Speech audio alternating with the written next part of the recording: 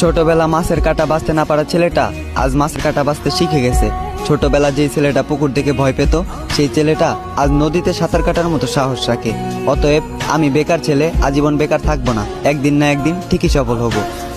তবে আপনারা আপনাদের মেয়েকে বাড়ি থেকে বিদায় করতে পারলেই বাঁচেন। দেখবেন না ছেলের বয়স কত, ছেলের চরিত্র কেমন, ছেলের বাবার টাকা আছে, বাবা এই নাও আমার মেয়ের হাতে বার তোমার কাছে।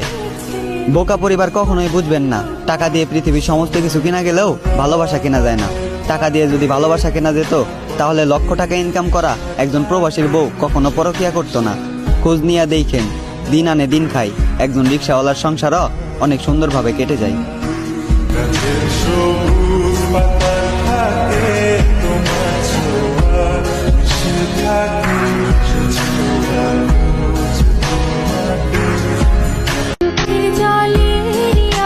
তুমি নিজের মুখেই বলেছিলে আমি তোমাকে ভালোবাসি নিজের থেকেও বেশি।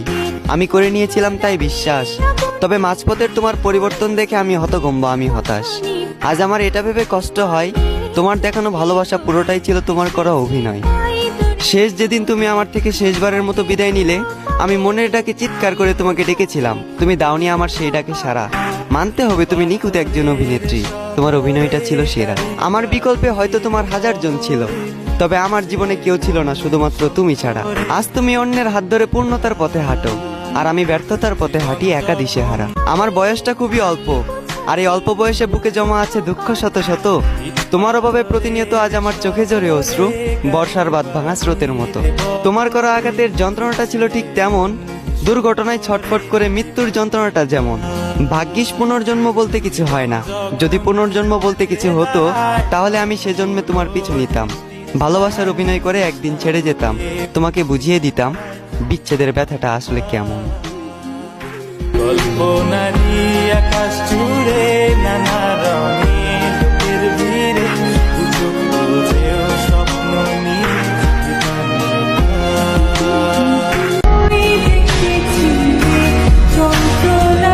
ভালোবাসার সম্পর্কে জড়িত থাকে দুইজন, অতঃপর পরিস্থিতির কারণে হয় বিচ্ছেদ।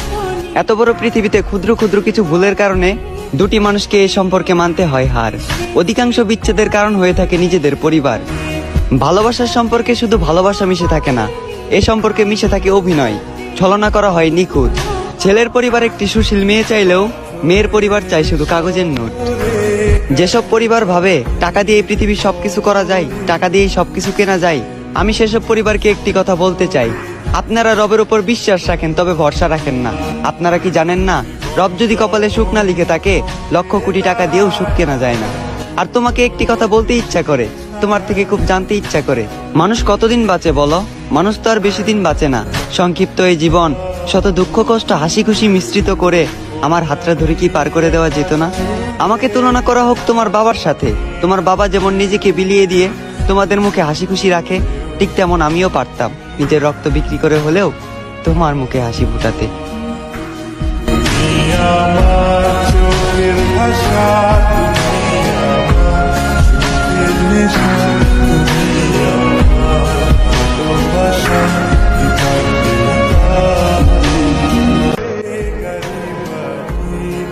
পূর্ণতার স্বপ্ন দেখিয়ে বিচ্ছেদ দিলা, ইচ্ছে করেই চলে গেলে, অথচ খোদা ছাড়া আমাদের কেউ আলাদা করতে পারবে না, কথাটা তুমি নিজেই বলেছিলা।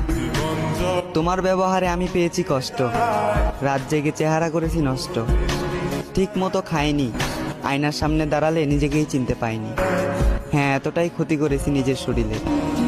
তবে তুমি মনে রেখো, খোদা সইবে না। আমার হাসি কেড়ে নিয়ে তোমার এই হাসি খুশি জীবন বেশি দিন টিকবে না।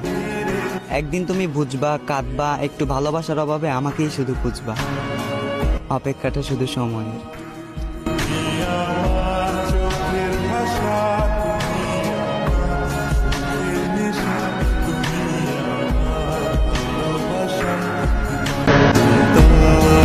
শুনলাম আজ নাকি তুমি মা হয়েছ, তবে ভুলে যেও না, অতীতে এক মায়ের সন্তানকে তুমি খুব বাজেভাবে ঠকিয়েছ। আমার বেলায় ছিলে তুমি ছলনাময়ী, এখন তুমি মমতাময়ী মা। আমার সাথে সেটাই ঘটেছে, আমার ভাগ্যে ছিল যা। আমি নিজেকে সামলে নিয়েছি, মেনে নিয়েছি বিধির বিধান। তোমার ছেলে সন্তান হয়েছে বলেই যে তাকে অভিশাপ দেব, এটা তোমার ভুল ধারণা। হয়তো বাস্তবতায় তার বাবা আমি না, তবে আমি মনে করি তোমার সন্তান মানে আমারও সন্তান।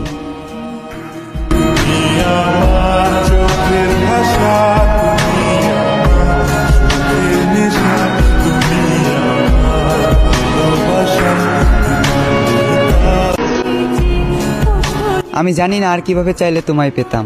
আমি তো আমার সাধ্য মতো তোমাকে চাইলাম, খোদার কাছে চাইলাম তোমায় মোনাজাতে দু হাত তুলে। তোমারও চাওয়া উচিত ছিল। কিভাবে পাবো তোমায়, তুমি আমায় না চাইলে? আমার চাওয়াটা বেশি কিছু ছিল না, আমার চাওয়াটা ছিল খুবই সামান্য। চেয়েছিলাম এই জীবনের পথে তোমার হাত ধরেই হাঁটবো।